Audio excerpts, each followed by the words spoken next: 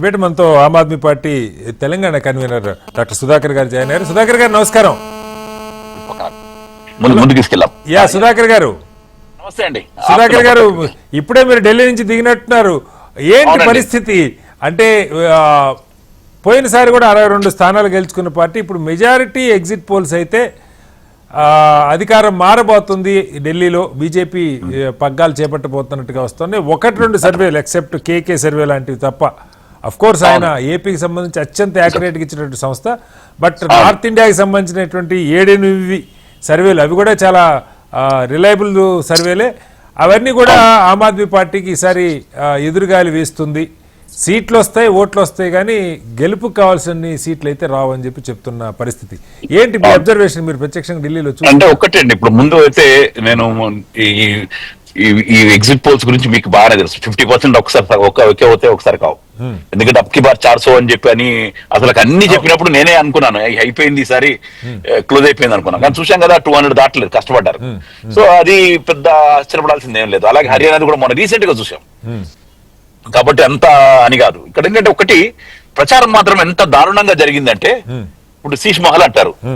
శీష్ మహల్ కి మేము వెళ్దామని చెప్పి అక్కడ గవర్నమెంట్ పరిస్థితి చెప్తున్నాను, వెళ్దామని తీసుకెళ్తే చూసి పెడదామని అన్నారు కదా బంగారు టాయిలెట్ ఉంది, అది ఉన్నది, ఓకే చాలా బాగుంది. ఉన్నప్పుడు మీడియాని తీసుకెళ్లి చూసి పెడతామంటే మీడియాని పోలీసులు ఆపారు. పోలీసు ఎవరి చేతిలో ఉంది? మళ్ళీ హోమ్ మినిస్టర్ అంతా ఢిల్లీ చేతిలో, మన అమిత్ షా గారి చేతిలోనే ఉంది. చూపించచ్చు కదా నిజంగా గనక లోపల టాయిలెట్ ఉంటే. ఇంట్లో వీడియో తీసి పెడతా అంటే ఎవరు వద్దంటారు సార్? అదే అన్నారు కదా, అదే అన్నారు కదా వాళ్ళు అన్నది. ఇప్పుడు మేము మీడియానే తీసుకెళ్తామని చెప్పాం, మేము తీయడం కాదు, మీడియాని తీసుకెళ్తామంటే ఆపింది ఈ గవర్నమెంటే కదా. అట్లాగే యమునాథ్ చెప్తారు, ఇంకా చెప్పారు, చాలా చాలా చాలా చాలా చెప్పారు. కానీ కేజ్రీవాల్ గారు చాలా హుందాగా ఒక మాట చెప్పారు. ఎందుకంటే ఈజ్ ఎడ్యుకేటెడ్. ఆయన చెప్పింది ఏంటంటే, నేను చేయలేకపోయాను, అవకాశం ఇవ్వండి మళ్ళీ చేస్తాను, నేను ఎవరిని తిట్టను దీని గురించి అన్నాడు. ఏందో కనుక్కోండి అన్నాడు. ఇక్కడ ఏంటంటే యమునాథ్ దాని గురించి, అక్కడ యమునాథ్ సంబంధించి ఢిల్లీలో చుట్టుపక్కల ఇండస్ట్రీస్ ఎక్కడ ఉన్నాయి? ఢిల్లీలో లేవు, పక్క రాష్ట్రాల్లో ఉన్నాయి, పర్టికులర్ గా హర్యానాలో ఉన్నాయి. నమ్ముతున్నారు సుధాకర్ గారు? ప్రచారం రైటా రంగ పక్కకు పెడితే ఆ ప్రచారాలు పనిచేస్తాయండి. ఇప్పుడు ఇక్కడ ఎట్లా అవుతుందంటే, మీడియా ప్రచారం చాలా ఎక్కువ ఉంటది, చాలా చాలా వండర్ఫుల్ పని చేస్తుంది. 1-10 సార్లు ఆమ్ ఆద్మీ పార్టీకి కాదు. ఆమ్ ఆద్మీ పార్టీ 2013లో స్వయంగా నేను ఢిల్లీలో ఉండి చూశాను. ఆమ్ ఆద్మీ పార్టీకి ఉన్న బలం ఏంటంటే వాలంటరీగా పనిచేసే, లైక్ బీజేపీ ఒకప్పుడు కమ్యూనిస్ట్ పార్టీలకు వాలంటరీగా, అలాగే సోషల్ మీడియా కూడా విపరీతంగా సోషల్ మీడియాని వాడుకుంటారు. ఆమ్ ఆద్మీ ఉన్నారు. మీరు చాలా క్లోజ్ గా చూశారు నాకు తెలుసు. ఎందుకంటే లోక్సభ పార్టీ నుంచి కూడా చాలా ట్రైనింగ్ ఇచ్చారు అక్కడ, నాకు తెలుసు బాగా. మీరు అందరూ వెళ్ళి ఇచ్చారు, బాగుంది. బట్ ప్రాబ్లం ఇప్పుడు వచ్చేటప్పటికి ఏమైందంటే, సోషల్ మీడియాలో ఈ ఫేక్ సోషల్ మీడియా చాలా పెరిగిపోయింది. ఎంత ఏ ఆర్టిఫిషియల్ ఇంటెలిజెన్స్ వచ్చిన తర్వాత అసలు ఎవరు నమ్మాలో అర్థం కావట్లేదు, నాకు ఎవరికి నమ్మట్లేదు అర్థం కావటం లేదు. దాంట్లో ఏంటంటే ప్రచారం చాలా దారుణంగా జరిగిపోతా ఉంది. దాంట్లో ఇప్పుడు చెప్పారండి మనకి ఏంటి 100 కోట్ల అవినీతి జరిగింది. ఓకే, చాలా బాగుంది, జరిగింది. ఒక హత్య జరిగింది అనుకుందాం, ఒక మనిషి వెంకయ్య చచ్చిపోయాడా, పుల్ల చచ్చిపోయాడా, ఎవరు చంపారు, ఏంది, బాడీ ఉందా లేదా అని చూస్తారు. ఏం లేకుండా చచ్చిపోయాడంటే ఎట్లా అయిపోతుంది? అవదు కదా. మనీ ట్రయల్ అక్కడ మనీ రికవరీ కాలేదు, ఆ కేసు నడుస్తుంది సార్. దానిలోకి మనం కాదంటే ఇవన్నీ ఉన్నాయి దాంట్లో. అవినీతి అవినీతి అవినీతి అవినీతి అన్నారు. అవినీతికి ఒక్క కేసు అన్న ఎక్కడన్నా ప్రూవ్ అయిందా? కానీ ఒకటి చెప్పండి. కాదు సుధాకర్ గారు, కీలకమైన పాయింట్ అసలు ఈ సమస్య ఎక్కడ వచ్చిందంటే, కాంగ్రెస్ ఆమ్ ఆద్మీ పార్టీ ఎందుకు కలిసి పోటీ చేయలేకపోయినటువంటి ప్రశ్న వస్తుంది. ఎందుకంటే హర్యానాలో దెబ్బతిన్నారు. గతంలో చాలా చోట్ల మనం చూసాం, ఒక ఇండియా పార్ట్నర్స్ గా ఉన్నటువంటి పార్టీలు కలిసి పోటీ చేయలేకపోవటం. ఎందుకంటే ఇప్పుడు ఓడిపోతే కూడా ఆమ్ ఆద్మీ పార్టీ 400-500 ఓట్లతో చాలా చోట్ల అవి కాంగ్రెస్ చేల్చిపోయే ఓట్లే. పొత్తు కుదరకపోవడానికి ఎవరు కారణం? కాంగ్రెస్ అనండి. అది మేము యాక్చువల్ గా వాళ్ళని ఇప్పుడు ఇండియా ఎయిర్లైన్స్ కంటే ముందు కూడా చాలా ప్రయత్నాలు చేశాం కాంగ్రెస్ తో కలవడానికి.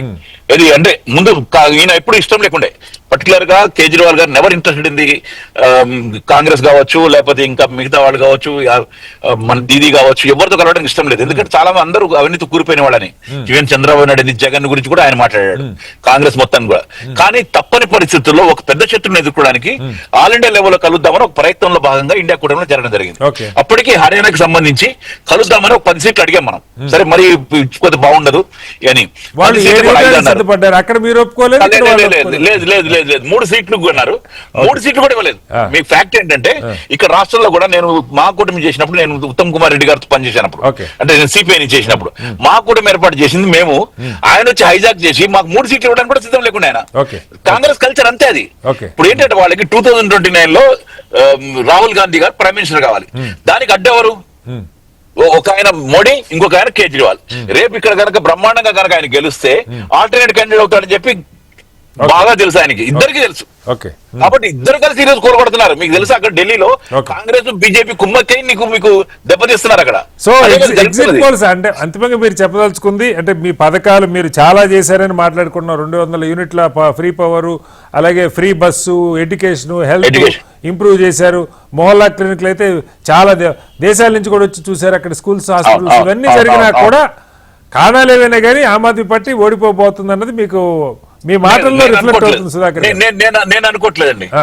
నేను ఓడిపోతుందని నేను అనుకోవట్లేదు. ఎందుకంటే ఏదో పద్ధతులు, ఎందుకంటే నా అంచనా ప్రకారం అంటే నేను పర్సనల్ గా అక్కడ కొన్ని 2 రోజులు చూసుకున్న దాని ప్రకారం నాకు అనిపించింది ఏంటంటే కొన్ని సీట్లు తగ్గడానికి అవకాశం ఉంటాయి. ఎందుకంటే కాంగ్రెస్ ఒక 5-10 సీట్లు దెబ్బతీస్తుంది అనిపిస్తుంది నాకు. Okay. చేసినప్పుడు కాంగ్రెస్ రావట్లేదు సీట్లు, ఇక్కడ 8 సీట్ల నుంచి 10-12 సీట్లు పెరగడానికి అవకాశాలు ఉన్నాయి. Okay. ఫ్రాంక్ మాట్లాడుకోవాలి. నేనేమి విత్తనవాదంతో నాకు అన్ని వచ్చేస్తాను నేను అవును, అవును, అవును. మా మిత్రులైతే 1000 సార్ మనం 70 వచ్చేస్తానే అంటున్నారు. నేను అన్నాను అట్లా. అది వైనాడ్ 175 అన్నట్టుగా. వైనాడ్ 70 అంటే అసలుకే పోతాయి. 45 to 50 మధ్యలో రావడానికి అవకాశాలు పెరిగాయి. Okay. ఒకసారి మళ్ళీ వస్తాను. నేను Yeah. yes